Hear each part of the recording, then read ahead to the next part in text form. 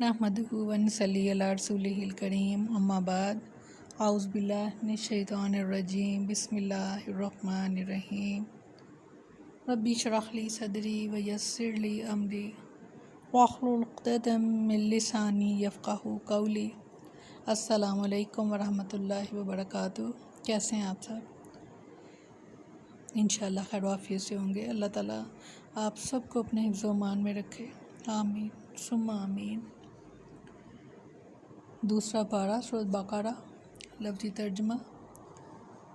वलनब्लुवन्नकुम, और ज़रूर आज़माएंगे हम तुमको, बिशैइन कुछ, मिनल खौफ़ी खौफ से, व जूई और भूख से, व नक्सी मिनल अम्वाली और मालों के नुकसान से, वल अनफुसी और जानों के, व समाराती और फलों के, व बशिर और खुशखबरी दे दीजिए साबिरीन सब्र करने वालों को।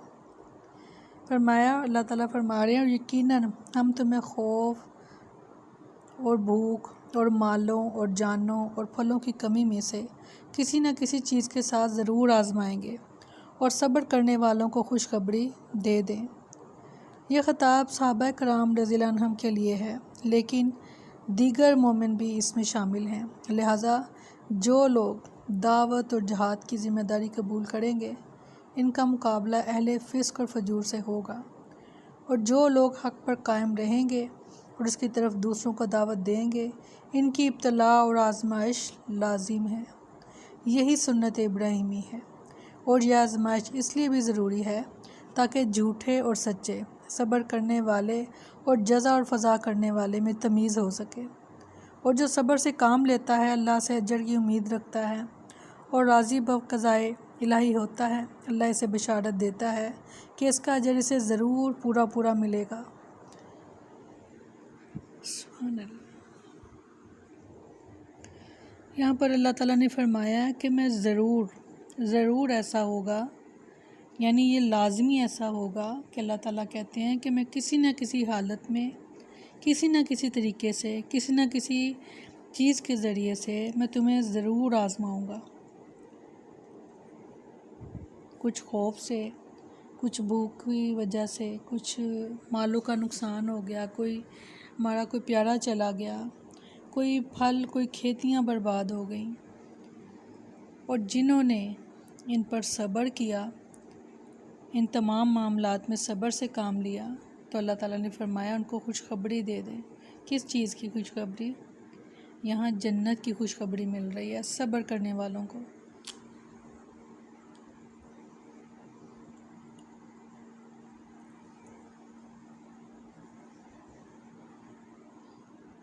और यहाँ जो एक बहुत अहम बात हमें वज़ाहत से पता चल रही है कि जो लोग भी अल्लाह की राह में जहाद के लिए निकलेंगे, अल्लाह ताला उनको भी ज़रूर आज़माएंगे। और वो जहाद तीर और तलवार से भी, और वो जहाद कलम से भी, वो जहाद ज़बान से भी। जो लोग भी अल्लाह की राह में जहाद के लिए निकलेंगे, वो ज़रूर आज़माए जाएंगे। और आज़माइश इसलिए होगी कि कौन सच्चा है और कौन झूठा, यानी कौन सब्र करता है इन इब्तला पर। ये जो आज़माइश आई है, इन पर सब्र करता है कौन, और कौन जज़ा और फ़ज़ा करता है।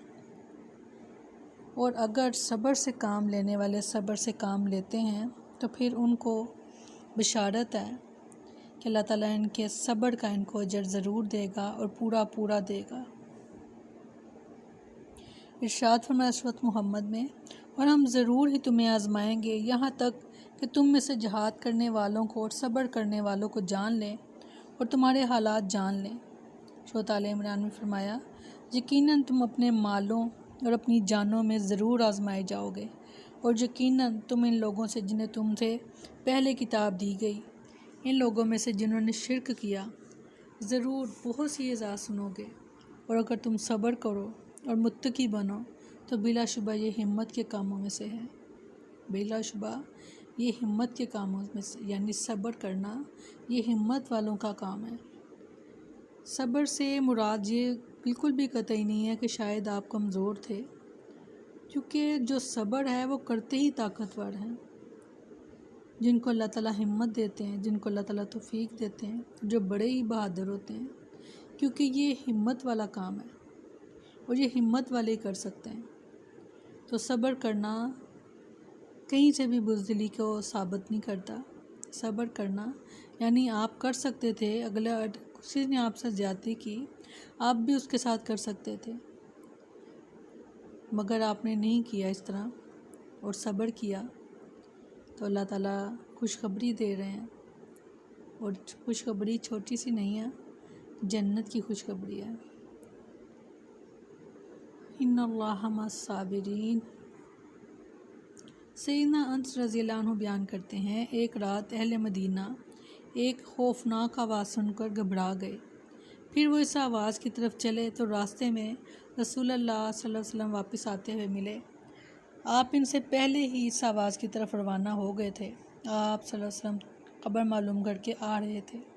آپ نے فرمایا، ڈرو نہیں، ڈرو نہیں۔ سبحان اللہ، سبحان اللہ۔ سیدنا ابو ہریرہ رضی اللہ عنہ بیان کرتے ہیں کہ میں نے صفہ والوں میں 70 آدمی ایسے دیکھے جن کے پاس چادر تک نہ تھی، یا تو فقط تہبند تھا یا فقط کمبل جسے انہوں نے گردن سے باندھ رکھا تھا، جو کسی کی آدھی پنڈلیوں تک پہنچتا تھا اور کسی کے ٹخنوں تک، جسے وہ اپنے ہاتھوں سے سمیٹے رہتے اس ڈر سے کہ کہیں ان کا سطر نہ کھل جائے۔ اور یہ اہل صفہ کون تھے؟ یہ وہ صحابہ تھے جو دین کا علم حاصل کرنے کے لیے آپ صلی اللہ علیہ وسلم کے پاس دور دراز سے آئے تھے۔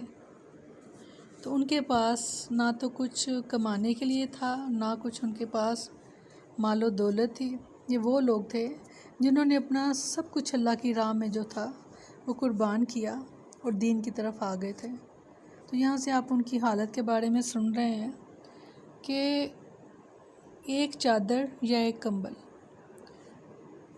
اور وہ بھی ایسا کہ جس کو انہوں نے گردن کے ساتھ باندھا ہوتا تھا کہ کہیں ان کا سطر نہ کھل جائے۔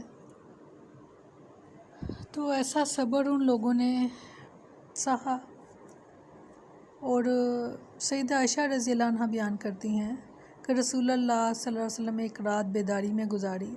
مدینہ میں پہنچنے کے بعد آپ صلی اللہ علیہ وسلم نے فرمایا، کاش میرے صحابہ میں سے کوئی صالح مرد رات کو میرا پہرا دیتا۔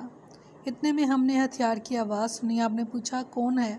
آواز آئی، میں ہوں سعد بن ابی وقاص، میں اس لیے آیا ہوں کہ آپ کے پاس پہرا دوں، چنانچہ آپ سو رہے۔ یہ خوف کی بات کی جا رہی ہے کہ یہ خوف انبیاء کو بھی پہنچا، اور مگر اللہ تعالیٰ کی مدد آ گئی ان پر، کیونکہ ان کا ایمان، ان کا یقین، ان کا توکل اللہ پر مضبوط ہوتا تھا۔ آج اگر یہی چیزیں ہم اپنے لیے توکل اپنا مضبوط کر لیں اپنے رب کے ساتھ، تو یقین کریں یہ کوئی خوف، کوئی غم باقی نہ رہ جائے۔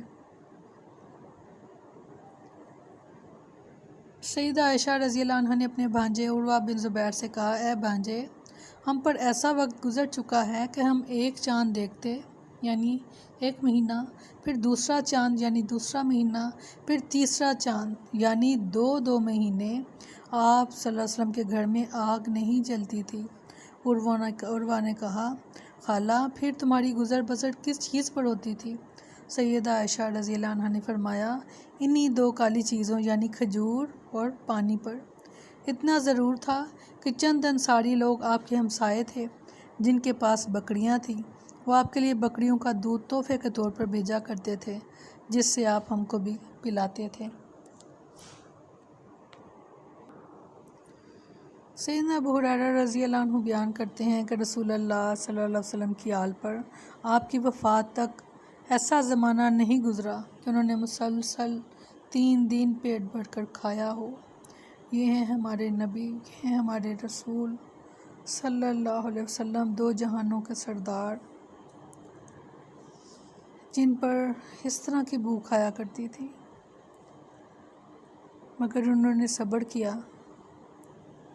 سیدنا ابو ہریرہ رضی اللہ عنہ بیان کرتے ہیں کہ مجھے سخت بھوک لگی ہوئی تھی۔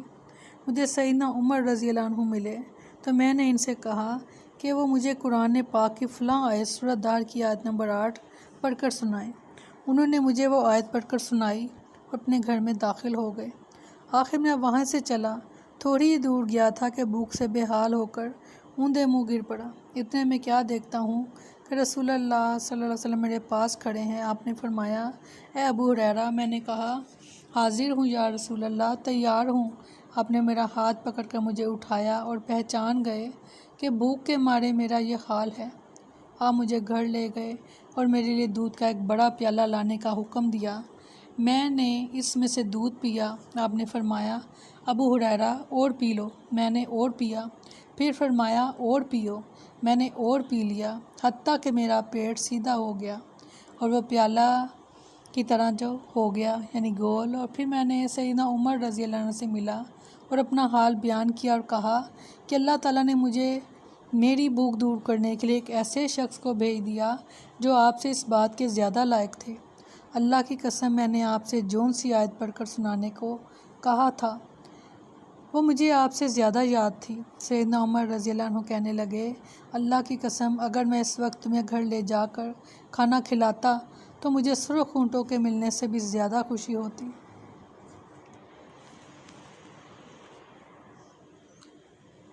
یہ تھی بھوک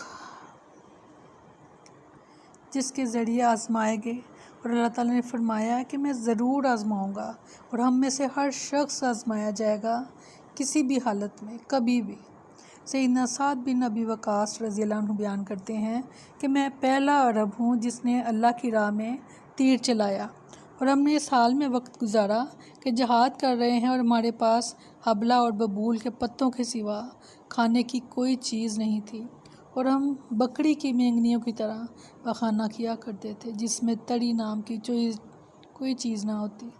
یعنی بھوک کا یہ عالم تھا کہ پتے کھایا کرتے تھے درختوں کے، اور کر رہے تھے وہ جہاد۔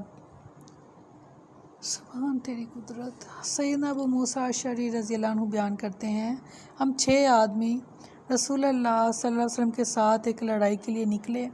سواری کے لیے ہم سب کے پاس ایک ہی اونٹ تھا اور باری باری اس پر سوار ہوتے۔ پیدل چلنے کی وجہ سے ہمارے پاؤں پھٹ گئے اور میرے بھی پاؤں پھٹ گئے، ناخن بھی جھڑ گئے، اس لیے ہم پاؤں پر چھیترے لپیٹ لیتے۔ اسی لیے اس لڑائی کا نام غزوہ ذات الرقاع یعنی چیتروں والی لڑائی پڑ گیا۔ تو غور کریں ذرا، اپنے حالات پر دیکھیں خود کو۔ اللہ نہ کرے کبھی ایسا وقت تو ہم پر نہیں آیا۔